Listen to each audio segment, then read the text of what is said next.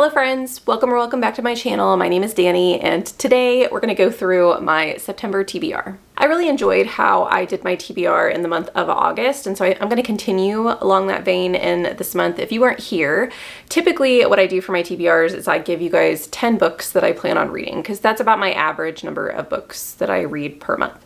But I always end up throwing in mood reads, and sometimes I go a little off the beaten cuff, or off the beaten path, whatever the phrase is, and pick up books that aren't on my TBR, but sometimes I stress about that. And so I decided that I'm still gonna have 10 books, but instead of having 10 already selected books, I'm going to put 3 prompts in my TBR and leave those kind of open to interpretation throughout the month that I can do a little bit of mood reading. One of those prompts is always going to be a friend recommendation. If you guys want to get into that with me, you can leave a recommendation for me in the comments down below and maybe I will select your book.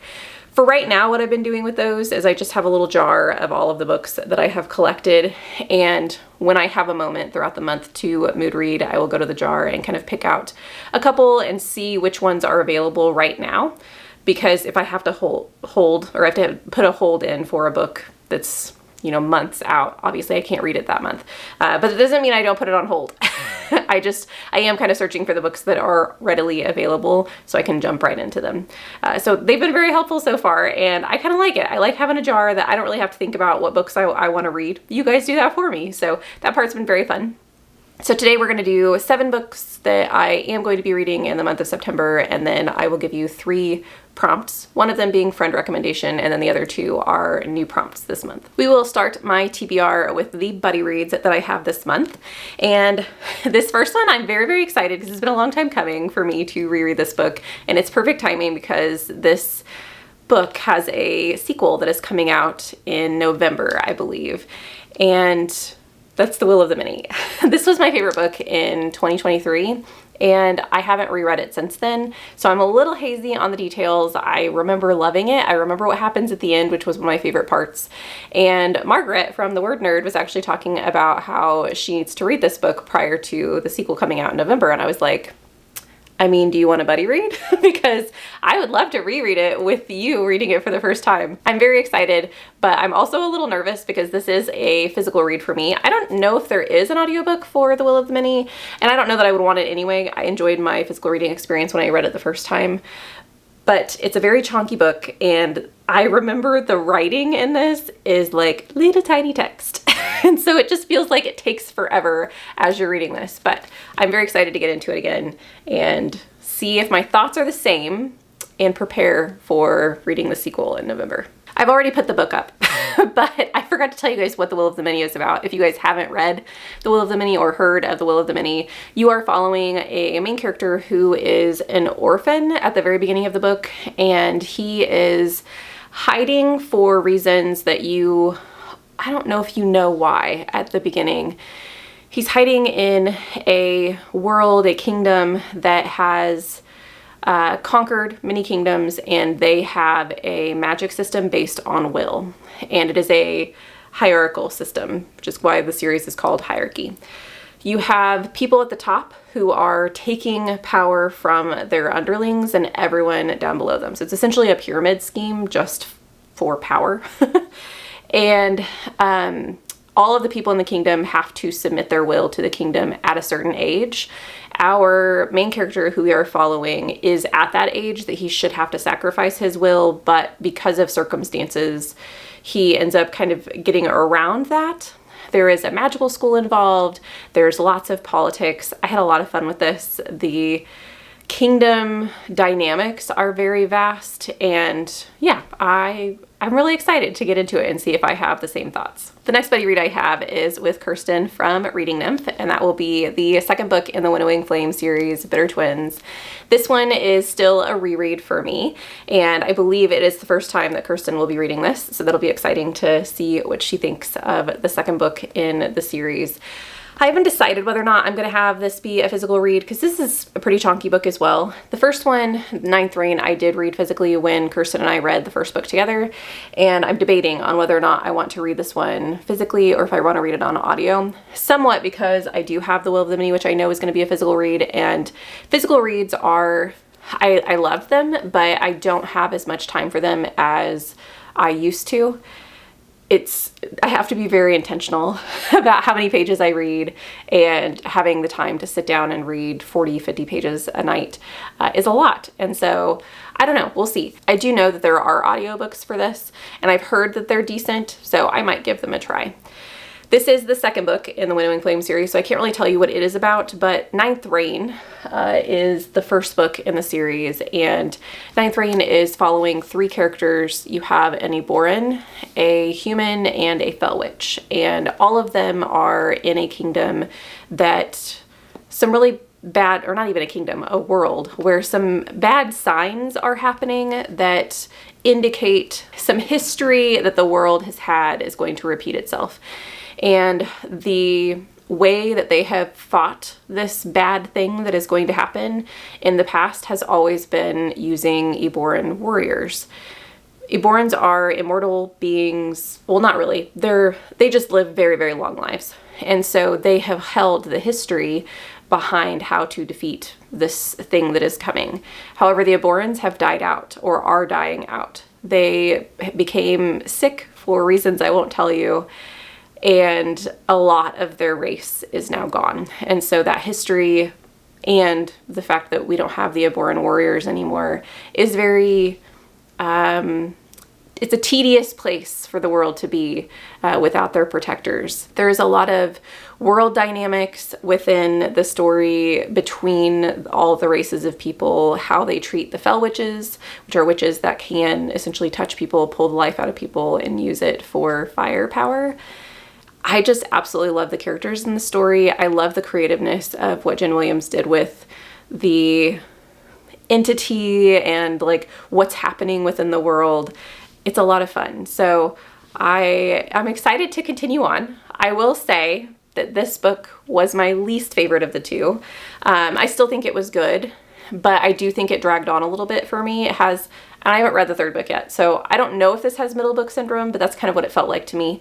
And I'm hoping that upon reread, I'll get a little bit more out of it, but we'll find out. Okay, on to the books that are not rereads.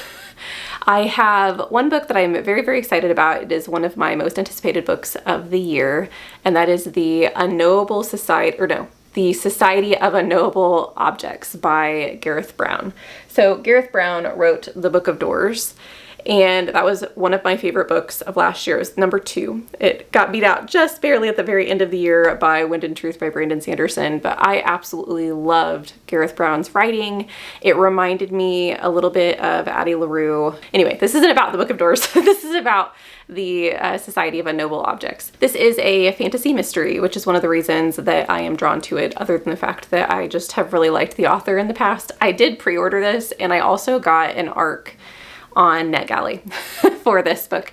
So I hope that it's good because I've kind of hyped myself up for it. I'm trying to like keep myself level-headed going into it.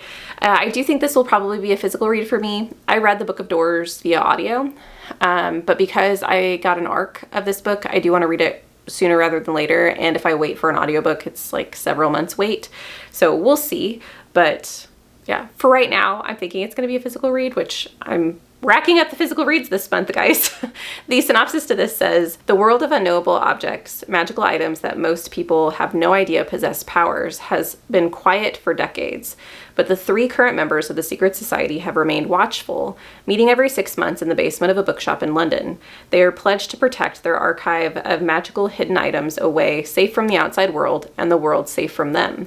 But when Frank Simpson, the longest-standing member of the society, hears a new artifact coming to light in Hong Kong, he sends Magda Sparks, author by day and newest member, to investigate. I love the setting. We have the bookshop in London. We have this mysterious artifact that one of our characters is going to investigate. I think it's going to be a lot of fun. So here's to hoping that this book doesn't, completely disappoint. I think that it will be great. The next several reads that I have are horror reads because I do want to get into spooky season and maybe have some recommendations for you guys if I end up really enjoying these, because I have not been reading a ton of horror recently. The last one that I read was a 5-star, which I'll talk about in a Spooky Recs video that I will do probably at the end of September. But as far as other horror that I have picked up, or thrillers, or just spooky reads, it's been a little dry. So I'm hoping that these will kind of break that mold. The first book is The Library at Hellbore. This is by Cassandra Khaw, who wrote 2 books that I have read. One of them I really enjoyed, and one of them I just thought was okay.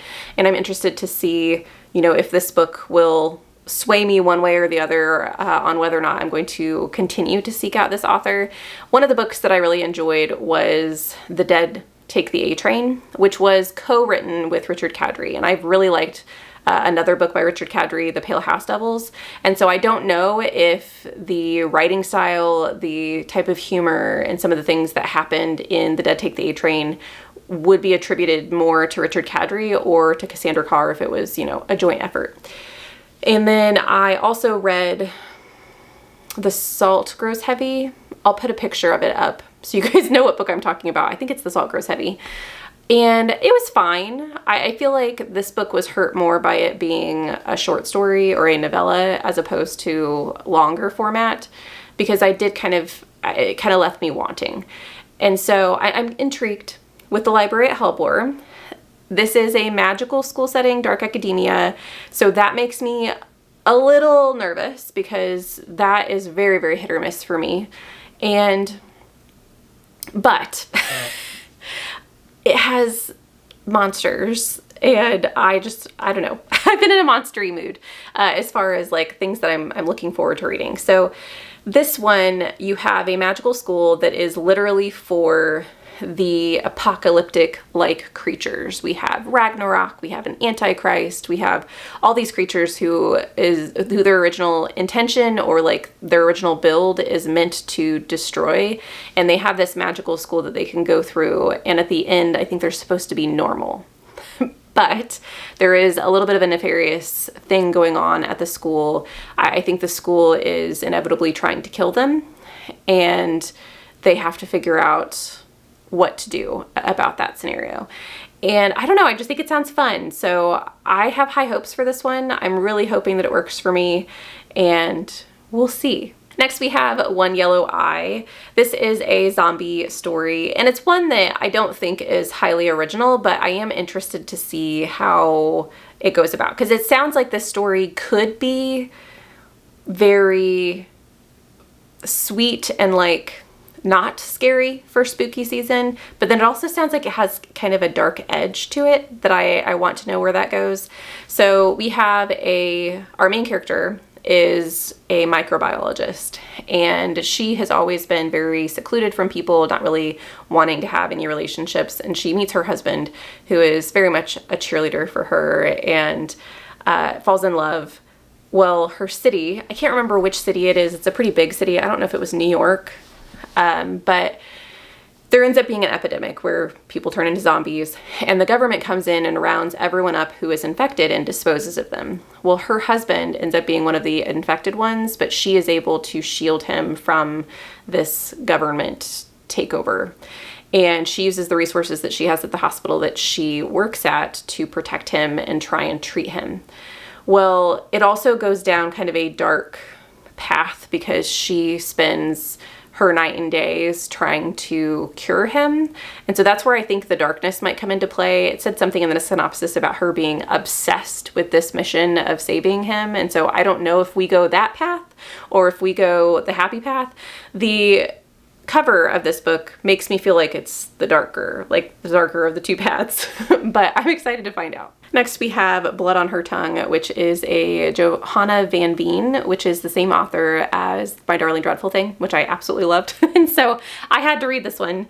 This says, the Netherlands in 1887, Lucy's twin sister, Sarah, is unwell. She refuses to eat, mumbles nonsensically, and is increasingly obsessed with a centuries-old corpse that was recently discovered on her husband's grand estate. The doctors diagnosed her with temporary insanity caused by fever of the brain. To protect her twin from a terrible fate in a lunatic asylum, Lucy must unravel the mystery surrounding her sister's condition. But it's clear her sister is hiding something. Then again, Lucy is harboring secrets of her own. Then the worst happens. Sarah's behavior takes a turn for the strange. She becomes angry and hungry. Lucy soon comes to suspect that something is trying to possess her beloved sister. Or is it madness? As Sarah changes before her very eyes, Lucy must reckon with the dark, monstrous truth or risk losing her forever. I love the way this author paints relationships on their book's pages. Like, the relationships between Ruth and Ruse and Agnes from My Darling Dreadful Thing was beautifully slow and plotting and just gorgeously written. It was stunning. It was a stunning book, is all I can say. And so I'm excited to see if this author changes their writing style depending on what type of story they're trying to play, or if we're going to get that kind of gothic, slow burn build again. I don't know, but I want to find out. So I'm really hoping that this one is a win so I can add another book by this author to my shelves. The last spooky read that I have for this month is The Language of Ghosts by Heather Fawcett. This is a middle grade. I had to add in something that was a little bit more lighthearted because I'm not sure if The One Yellow Eye is going to be lighthearted or The Cassandra Caw, because that could also be super dark. And so I wanted to ensure that I have something light in the mix as well, because I love my spooky reads, but I also love the lighter spooky reads as well. So this one's by Heather Fawcett, who's the author of Emily Wilde's Encyclopedia of Fairies. So I have been exploring Heather Fawcett's canon, and I am really excited to get to this one. It sounds really cute. This says, forced into exile on an enchanted moving island, ex-princess Noah has two missions: reclaim her family's stolen throne and ensure that the dark powers her brother Julian possesses don't go to his head in the process. But between babysitting her annoying little sister Mite, which love the name, and keeping an eye on the cake-loving sea monster that guards the moving island, Noah has her hands full. When the siblings learn that their enemies are searching for a weapon capable of defeating Julian, whose legendary spell-weaving is feared throughout the kingdom, once and for all they vow to get to it first. To everyone's surprise, the key to victory turns out to be a long-standing magical language. Which I love that too. Having linguistics in a story is beautiful. I don't know how they're going to do that within a middle grade, and if it's going to be like super complex or not, but I think the cake loving monster is what got me whenever I was originally reading the synopsis, and I'm hoping that this one just completely wows me. On to my 3 prompts that give me a little bit of wiggle room for the books that I'm going to choose for the rest of this month. The first of those is going to be my friend recommendation prompt. So I do have my little jar that I will be picking from. If you guys have more recommendations to add to that jar, feel free to put them in the comments down below. Even if you gave me a recommendation last week, if you want to add another one, feel free. Or I said last month, if you gave me recommendations, you're welcome to put another one in the hat. And the second prompt, so I always try and make these, at least the other 2, other than the friend recommendation, I always try and make them something that's going to help me accomplish a goal or maybe do something specific for me that month. So the first one is going to be a series continuation. So I don't care what it is, what series it is, if it's finishing a series or if it's the second book in a series, as long as I am continuing a series, that's going to fulfill this prompt. That will help me with my series goal. So far, I think so far so good, because I do think I have continued more series than I've started this year. So I think I'm a-okay when it comes to that, but I'm going to continue to push myself to meet that goal. And the last prompt that I'm going to add onto this is just going to be a light read. I want something that's going to be a little bit more fast-paced. That way, if I feel as though I'm not making progress in those chunky reads, I can slip in a lighter read that is, quick and fun to make me I just feel accomplished that I'm reading. I know that's very silly, but sometimes when I'm reading those big chunky books, especially when I'm reading them physically, it can just feel like they drag on forever and that I'm not making any progress as I'm reading, even though, you know, you're reading 50 pages a night, which is fine. Like, so anyway, this is just to help me with, you know, my mental game this month, keeping me on point and allowing me to feel that accomplishment while also getting some of my physical reads done. So that is my TBR for the month of September. I am very, very excited to get to a lot of these reads. If you are really excited about a book that you are going to read in September, or like I said, if you have a recommendation for me, please leave those in the comments down below. If you're not feeling chatty, but you still want to let me know that you're here, leave an eyeball emoji for the one yellow eye. I would love to see all the spooky eyes in the comments down below. Thank you guys so much for watching this video. I hope you have a lovely evening, and I will see you in the next one. Bye!